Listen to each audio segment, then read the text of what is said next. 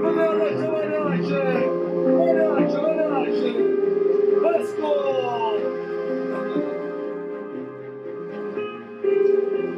Flavia con la sua famiglia abitava qui, in via Caramia, sul pianterreno e primo piano. Però a 4 anni perché dicono 45? Chi sono 45 tu ci vedo? Andrà a sbagliare io per l'alloggio.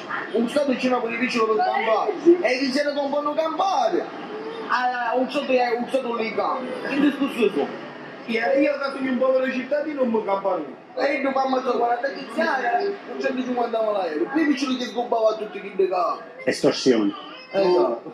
Ma c'era la mafia e c'era sempre lavoro. Non è la mafia non ce n'è più. Non ce n'è più. Quella che sì. Però il lavoro non c'è. Era un po' più bella che non c'è niente. A quanto pagate di affitto? No, E siete in affitto dal suocero di Flavia? Viene lui a prendere affitto? Tutti i mesi? oh, quando vuoi. Questo non è giro.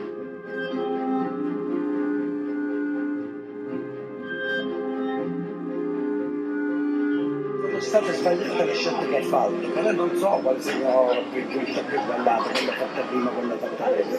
Cioè, sarà più sbagliato fare il mafioso, sarà più sbagliato fare il pentito? Sì, non so se è chiaro, non lo so. No, è chiarissimo. Ora, mio nipote ha fatto queste cose, non mi ha consultato me. Perché io l'unica volta quando ho intuito gliel'ho detto che erano strade che non spuntavano. Ma adesso è meglio avere un giorno da leone che 110 giorni da pecora. Quando c'è un reale pentimento, una reale crisi di coscienza, indipendentemente da... Per qua la crisi di coscienza sono stati 150.000 euro dei servizi segreti. E perciò, quindi bisogna allora vedere cosa c'è di morale nei servizi segreti, di morale nei servizi segreti. Era già pentito prima che si mettesse ufficialmente. Ma quindi è un finto pentito. Non lo so. Siamo a poche centinaia di metri dal centro storico di Bagheria e qui in via Roccaforte Sergio Flavia nell'estate del 2004 ha dato ospitalità a Bernardo Provenzano. Dell'estate dell'84. Si diceva che era un po' un confidente, No, io sono un socio. non si è mai sentito dire. Io vado. Questo lo conoscevate voi? Hanno dato che una cosa di In giro. non teneva mica cavalli, Mafioso e confidente dei servizi segreti. Uomo dei misteri, no? Che sembra. Mai visto quest'uomo? Lei è veramente il cognato di Flavia? Un po' vicino. Anche che non lo posso vedere, anche che mi sparo, io devo sparare a me. Hai sparato? E lui ha sparato con sua moglie. Come mia moglie e suo fratello. Hanno avuto un pezzo bene. E io dicevo stava scena come moglie, poi stava salendo come moglie. E io dicevo, ma non so io, non ci andiamo. Lei si è messo in mente, Cioè lui stava, io sono un cazzo perché tu... Però io... e ha tirato fuori la pistola. Ah, che mattarella. E mi trovo qua. C'è niente di grave, insomma, una discussione così. Lui ce l'ha dotato. Però tutte queste cose di lui io non ci credo. Tutte quelle cose che non giornale l'opinione pubblica, queste cose non ci credo. Un confidente dei servizi segreti? Non è vero? Come sta consumando come non è mia poi. sono stati i servizi segreti e i guidi a consumare a questo tipo. Cioè? In che senso? Perché lo sanno giocare. Era un mafioso. Era un mafioso. E il guido non c'era. E lo stato del corno. Allora lui a me mi sta rovinando. Perché? Mettere in ballo dell'interno. Lei è pure nella famiglia mafiosa di Bagheria? Non ha mai avuto problemi? No. La sua fedina penale è pulita? No, non è pulita, però non ho avuto mai Che cosa, paura che cosa ha avuto? Che cosa ha avuto? Perché fesseria? Tipo? Fesseria di cittadino, perché fesseria? Ricettazione, vabbè, cose... estorsioni, cose così. No. Ricettazioni di cose? Di macchine, c'ho la documentazione. Macchine rubate. Più sportello, più no, non ti rubate niente. Perché sportello ti mignata? Ricettazioni di sportelli? Ma che fesseria che mi hanno trovato? L'ipotesi dei magistrati è che lui abbia detto che l'incontro di Mezzoiuso praticamente non c'è mai stato. Non c'è Cioè, pensato perché quello era confidente là. perché Lardo era un confidente. E sti 150.000 euro? Ci riesco, a sua suora ci riesco. A suo figlio. E gli vado pure in mezzo alla strada. A suo figlio, si è pure rifatto la casetta lì a Scalida Lanzirotti. Ma sai che ne sanno? Lei la villetta di No, Scalida la mia Lanzirotti? ogni domenica ce l'ho mangiato. Allora, Sergio Flavia è un killer, 40 persone ha detto di aver ucciso, ha passato molti anni in carcere e ha cominciato a collaborare ufficialmente con la magistratura. Signor Flavia, perché ha deciso di collaborare? Ho capito che volevano uccidermi e ho deciso di collaborare con la giustizia, perché voglio cambiare la mia vita e garantire ai miei familiari tranquillità e liberarli dal crimine. Aveva paura di essere ammazzato, per questo ha deciso di collaborare. No, dottore, nessuna paura. Quando ho capito ho cominciato a prendere le mie contromisure. Quando sono cominciati i suoi rapporti con i servizi segreti? 6 anni fa, nel commissariato di polizia di Bagheria, incontrai una persona. E chi era questa persona? Si presentò come Roberto, un uomo dello Stato. Poi però ho capito che si chiamava Enzo. Ce lo può descrivere? Certo, era alto circa 1,70 m, 1,76 m, capelli biondi, aveva pochi capelli davanti però. E che cosa le propose? Mi chiese di fare nomi, registrare colloqui con dei mafiosi e da lì partì l'operazione Perseo, con cui fu sgomitata la cosca di Bagheria. E lei che cosa ebbe in cambio? Quando ci furono gli arresti, Enzo fece in modo di farmi contestare un reato meno grave. Fu lasciato a piede libero per qualche giorno in più. Tutto qua? No, mi promise anche una ricompensa in denaro. E quanti soldi? 150.000 euro. E questi soldi le furono effettivamente consegnati? Sì, qualche giorno dopo il mio arresto. Mio figlio Pietro fu convocato all'hotel Zagarella, dove incontrò 4 o 5 persone che gli consegnarono 150.000 euro in contanti. Enzo gli raccomandò di non versare in banca quella somma, perché non l'avrei mai potuta giustificare. Oltre a questo, Enzo, lei ebbe contatti con altri uomini dei servizi?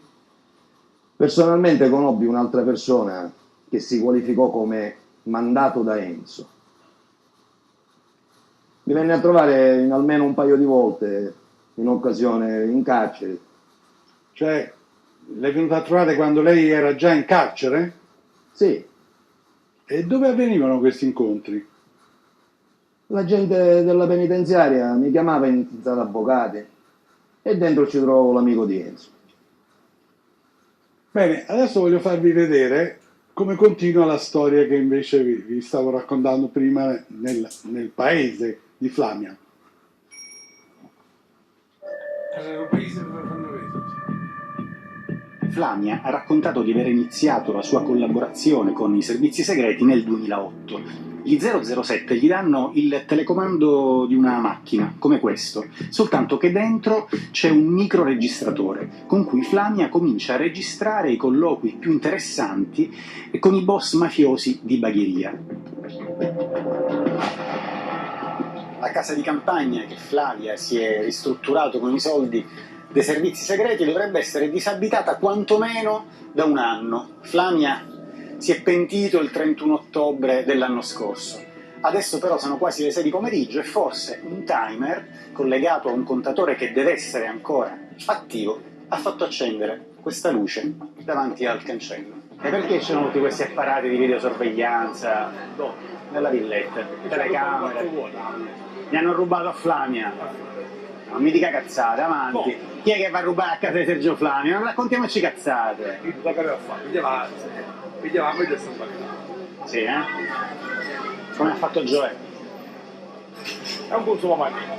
Ma secondo lei c'è qualcuno che lo vuole ammazzare qua a Bagheria? Allora, tu l'ha ammazzato. Tutte le persone di cui lui sta parlando. Non me lo devo ammazzare. Ma lei non lo sa che i servizi segreti gli hanno dato il telecomando, un telecomando così e dentro c'era un microregistratore? Lui parlava con lei e registrava. Così è. Ah, vabbè. Così è. E se dicesse che ha organizzato degli omicidi con lei?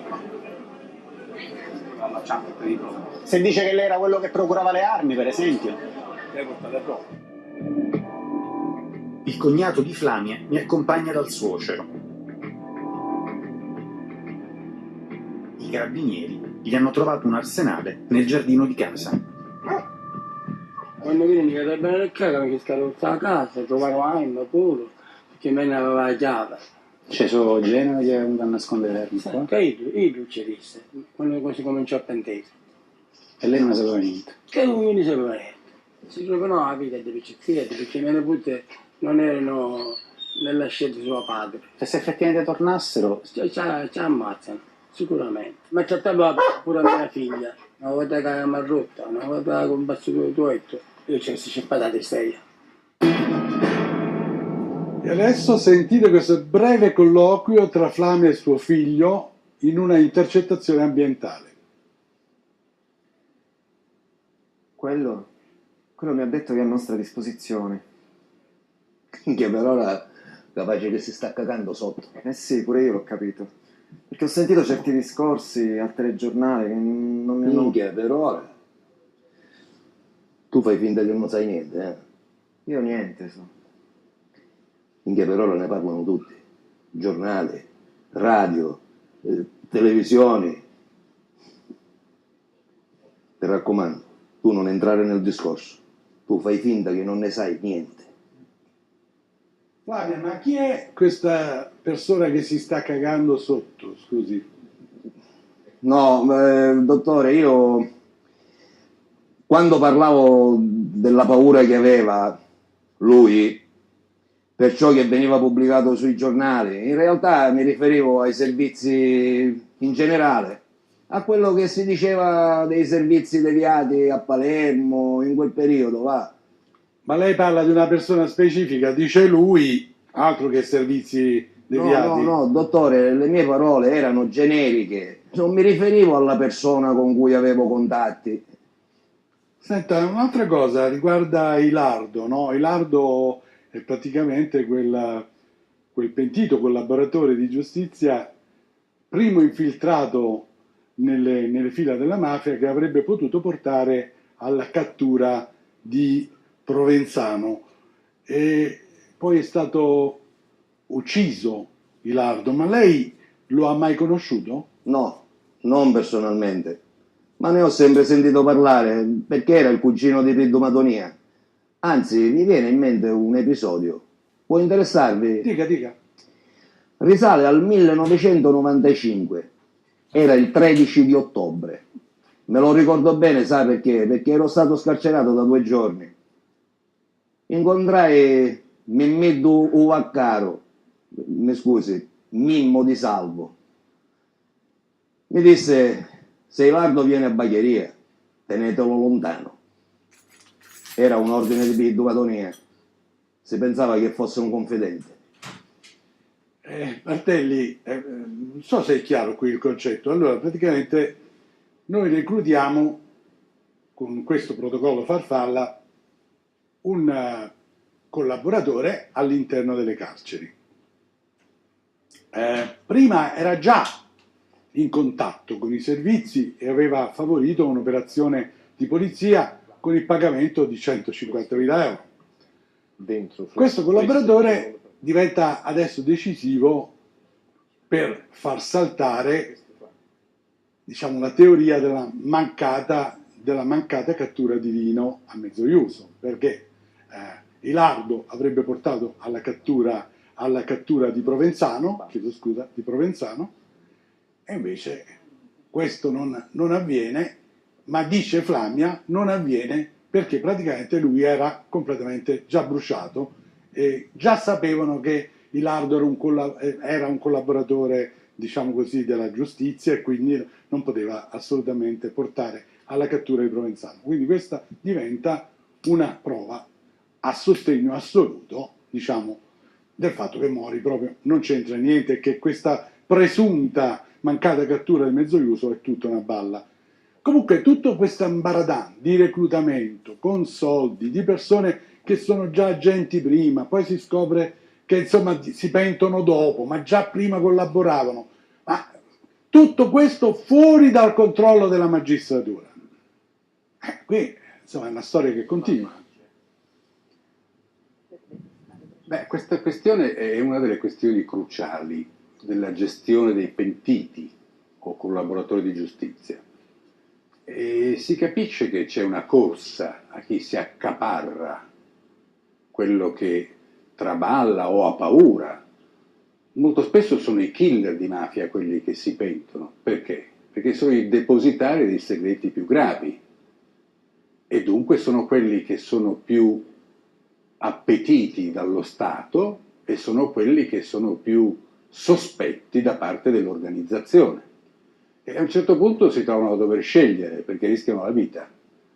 Ecco perché si moltiplicano in molti casi i collaboratori, per salvare la pelle.